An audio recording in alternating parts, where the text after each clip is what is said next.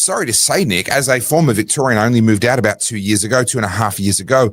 It is starting to look more and more that way. But I have to say, I'm actually quite relieved to see this, because clearly if Consumer Affairs Victoria are pursuing Queensland businesses, it must mean that all of the problems in Victoria have now been solved. And you're absolutely right. I have no idea why they feel like picking on a small family-owned business up there in North Queensland has any weight on what's happening in Victoria right now. A failed state in many ways. I continue to view it as such.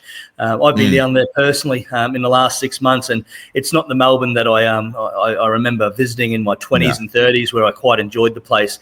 And a lot of people are moving north. We've actually got a lot of Victorians living in Queensland now, just trying to get away from the regime. And like you said, they must have fixed all the problems down there, because now they're venturing out of what would seem as their jurisdiction, maybe to fill their days. Now, people might say this is just a warning, push it to the side and don't worry about that. This is a firearms dealership.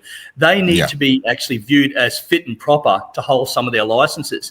And with bureaucrats, gauging how they view fit and proper when it comes to the firearms industry here in Queensland, that could actually be seen as a blight against this business moving forward. So that's why we're pushing hard for the Victorian government to drop the warning altogether.